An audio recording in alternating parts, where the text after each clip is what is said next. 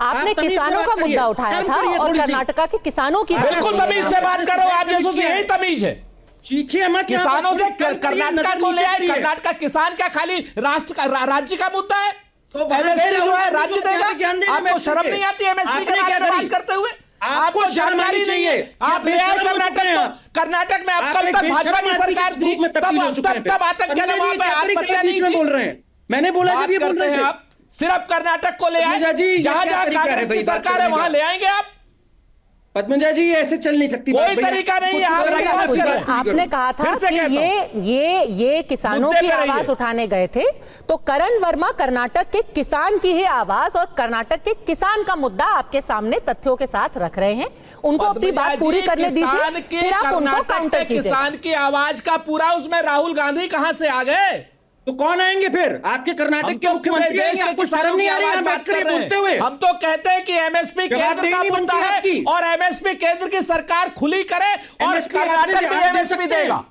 एक सेकंड, क्यों नहीं देगा एमएसपी कर्नाटक? पद्मजा ये इनको चुप कर्नाटक भी एमएसपी देगा। अपनी बात पूरी कीजिए। एमएसपी की हाँ करें। आप जो इकोसिस्टम और नैरेटिव की बात कर रहे हैं और दिलजीत दोसांझ की मुलाकात क्यों जरूरी है, उससे क्या संदेश जा रहा है, वो बात पूरी कीजिए करण वर्मा। पद्मजा जी, सिख समुदाय के लिए जो बेइज्जती राहुल गांधी ने पिछले वर्ष करी, जब इन्होंने अमेरिका में ये बात कही कि प्रश्न ये आता है कि हमारे सिख भाई पगड़ी पहन पाएंगे कि नहीं, इस तरह की भद्दी टिप्पणी जिस पार्टी ने करी, जिस पार्टी ने सज्जन कुमार और टाइटलर को अपने सर पे बिठाए रखा, वो पार्टी के लिए एक बहुत बड़ा संदेश है ये। आज दिलजीत दोसांझ वहां जाते हैं और आप समझिए जरा, नरेंद्र मोदी जी ने क्या क्या किया है सिख समुदाय के लिए।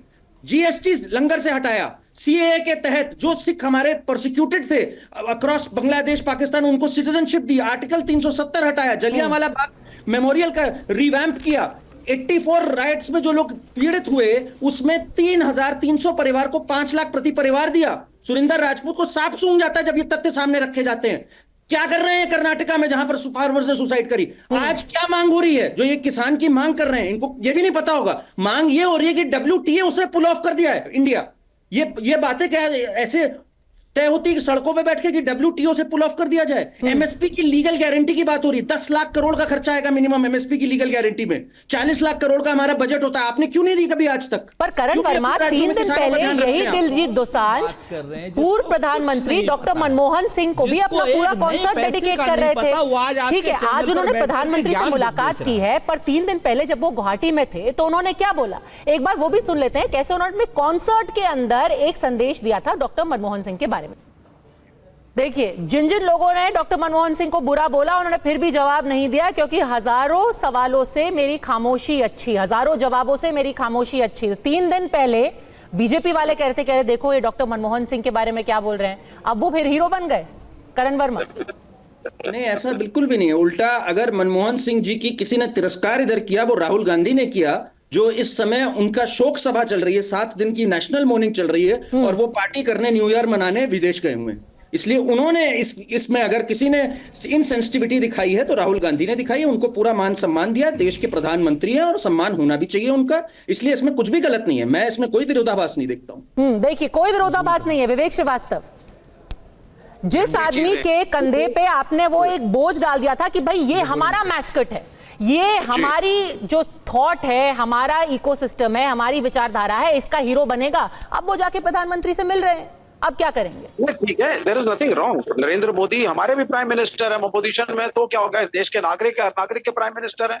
और अगर वो मिले हैं दिलजीत से, despite all the differences and all the issues, तो बहुत अच्छी बात है, इसमें कोई दो राय नहीं है। लेकिन डीपर इशू क्या है? डीपर इशू ये है कि prime minister also needs to be more assertive.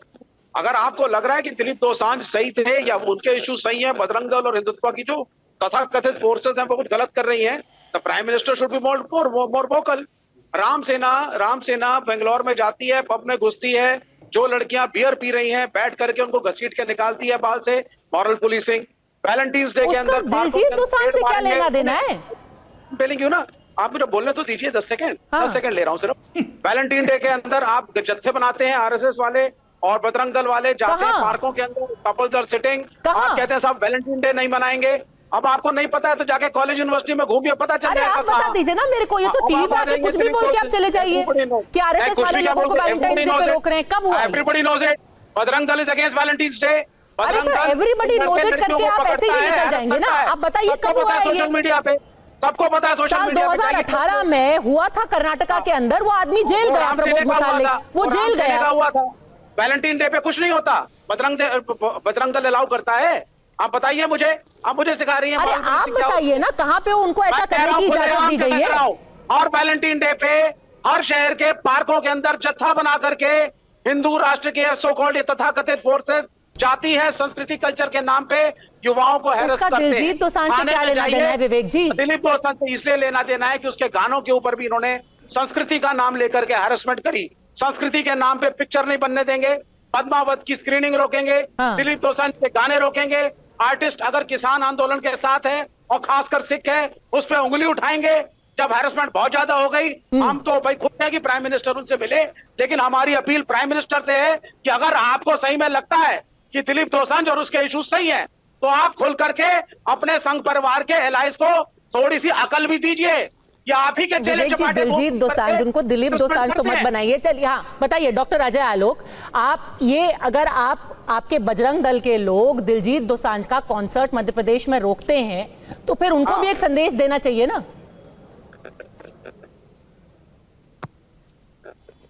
देखिए, बजरंग दल के लोग अगर दिलीप दोसांझ का कंसर्ट रोकते हैं तो ये मध्य प्रदेश प्रशासन का काम है और मध्य प्रदेश के प्रशासन ने अच्छी तरह से अपना काम किया। मुझे तो आश्चर्य लग रहा है कि किस तरह से बोल रहे हैं विवेक श्रीवास्तव। मतलब ये तो वही बात हो गई ना कि प्रधानमंत्री से मिलने आए साधु संत, या प्रधानमंत्री साधु संतों से मिलने अयोध्या गए, प्रधानमंत्री बात करने लगे साधु संतों से कि राफेल डील। प्रधानमंत्री से मिलने गए क्रिकेट टीम से, प्रधानमंत्री जाके बात करने लगे कि मिर्ची और मेघी नदी कैसे मध्य प्रदेश में जुड़ी। क्या बात कर रहे हैं भाई? दोसांझ जी गए थे वहां कलाकार के भर्ती मिलने प्रधानमंत्री से। प्रधानमंत्री ने उनका मनोबल बढ़ाया, प्रधानमंत्री ने उनकी पीठ ठोकी। अरे क्यों बीच में बोल रहे हैं? मैं आपके बीच में बोला था, सुन लीजिए। बेचैन हो जाते हैं, बहुत बेचैन, अभी लंबी रहने की। अबे आदत डालिए विवेक जी। देखिए 15 चिल्लाने का मेरा मन नहीं है, जाड़ा का दिन है, आवाज फंस जाती है। इन लोगों का कोई काम धाम इन लोग का है नहीं। मुफ्त का एक मंच मिल जाता है, झूठ मूठ का इधर उधर की बात बोल के भाग जाने की। अब एक बात और करते हैं, प्रधानमंत्री मोदी जी की बात। प्रधानमंत्री, अरे यार एक मिनट विवेक भाई, मैं आपके बीच में नहीं बोलता हूँ, सुनिए हो गया। मैं इससे ज्यादा आपको जवाब भी नहीं देना चाहता हूँ। आपका हंसुआ के ब्याह में खुरपी के गीत मैंने बता दिया, कहीं की बात कही। जो व्यक्ति जिस चीज के लिए जाता है, प्रधानमंत्री उसी चीज के बारे में बात करता है। अब आप एक मिनट सुनिए, ये एक पेपर की कटिंग दिखा रहा हूं, ये यूपीए के टाइम के पेपर की कटिंग है। ये मनमोहन सिंह के बोल हैं, मेरे बोल नहीं है। ये मनमोहन सिंह के बोल हैं।